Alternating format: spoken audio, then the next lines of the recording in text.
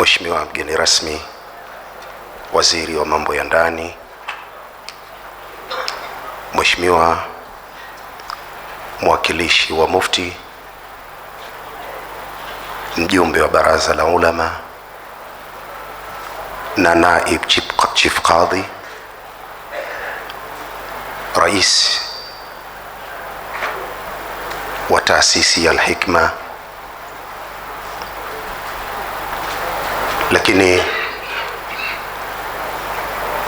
mkwe wangu Sheikh Walid, Sheikh wa mkoa huu wa Dar es Salaam na mudir wa Mahadi Tadhamun, wanaharusi wa leo na wajana na wajuzi. Ndoa ni vitu vitano. Ndoa ni vitu vitano. Ndoa ni moyo wako. Uliyemuoa yupoje ndani ya moyo wako? Ili ndoa yenu, mapenzi yenu ya dumu, je, mke huyo yumo ndani ya moyo? Kama ambavyo mke aliyeolewa naye yupo ndani ya moyo, au yupo kwenye kinywa, au yupo wapi? Ili ndoa idumu ni lazima ajikite ndani ya moyo huyo mwenza wako. Lakini ndoa ni mwili wako. Mwili wako unamtumikiaje uliyefunga naye ndoa? Kuanzia makutano yenu. Katika jumla ya vitu ambavyo vinaharibu ndoa ni mwili kutotumika ipasavyo kwenye ndoa. Lugha nyepesi ya Bwana Mtume Muhammad sallallahu alayhi wasallam, inna Allaha kataba al-ihsana ala kulli shay. Mwenyezi Mungu amelazimisha kupatia kila kitu. Naomba munielewe, mmeoa, mwili wako ukapatie. Kama hujanielewa, tafuta mtu mzima baada hapa akuelekeze. Mwili kama haujatumika vizuri kwenye ndoa, ndoa hiyo itaparalyze. Lakini ndoa ni ulimi wako. Namna gani maneno unayoyasema kwa mkeo? Mtu mmoja alisema, kalmus lisani anka min kalmis sinani. Kalmul lisani anka min kalmis sinani. Jeraha la ulimi laumiza zaidi kuliko jeraha la mkuki. Hakikisha ndoa yako inakusababishia kila siku uwe msanii wa maneno. Mara nyingi huwa nasema, mwanamke hakuna kitu anachokipenda kama kusifiwa. Mwanamume ukipenda kusifiwa, tutakutilia mashaka. Tabia ya kupenda sifa ni ya mwanamke, na mwanamke usipomsifu haamini yupo na wewe. Na wala si shida kumsifia mkeo. Hebu jaribu kutengeneza mistari, msifie mwili wake, msifie macho yake, msifie maneno yake, msifie na msifie, lakini si mbele za watu. Unapokuwa naye, ulimi wako uwe ni chachu na chanzo cha kutunza ndoa yako. Bahati nzuri, mara nyingi huwa ninasema, katika wengi waliosema hapa, mimi mwenyeji zaidi kwenye ndoa. Huu ni mwaka wa 34 mimi nipo kwenye ndoa. Sio wajana, sio wajuzi. Ndoa naijua vizuri.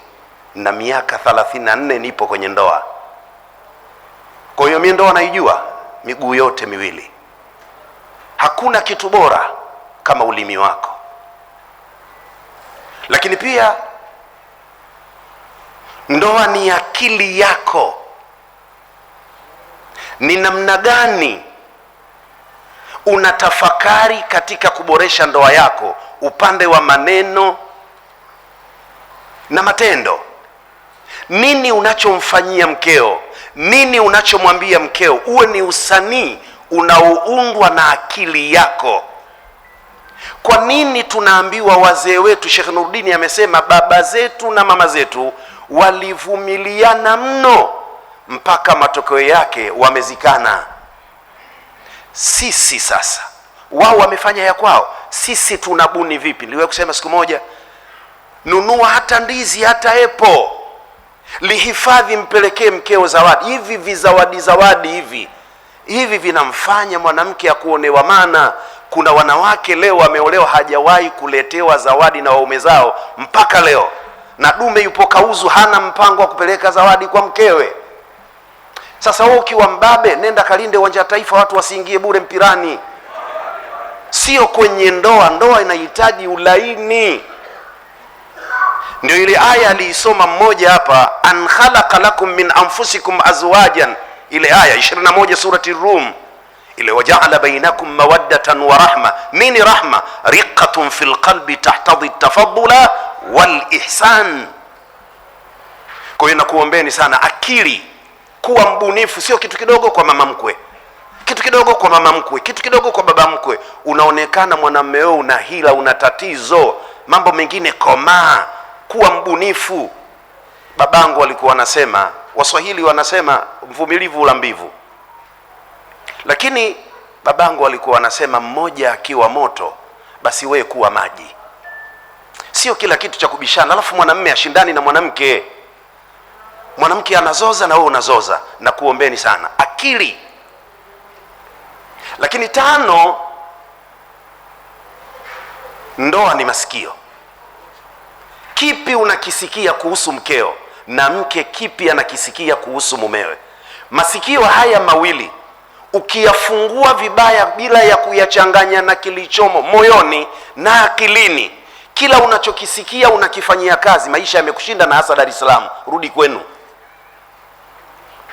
Dar es Salaam unatakiwa uwe na masikio, lakini sometime jifanye kama usikii. Kwa hiyo masikio yenu, wanandoa wa leo, kuweni makini sana. Mwisho mtu mmoja alisema, innama dunya ta'amun wa sharabun wa mana mun fa idha ma fata hadha fa ala dunya salam. Dunia hasa ni mambo matatu: ule unachokitaka na unywe unachokitaka, na sio ule ulichokipata. Kuna wengine wanakula walichopata, wanahamu ya biriani, wanadondoka kwenye ugali na bamia, alafu wanalisifia bamia. Bamia haliwezi kuwa tamu mjomba, ni kufeli tu. Hata kama Dr. Janabi anatuhimiza tule bamia, ni kufeli. Bamia haliwezi kuwa tamu. Watu wanasifia matembele. Shekhe, mboga gani haiwivi? Nani anachao kuona matembele yanawiva?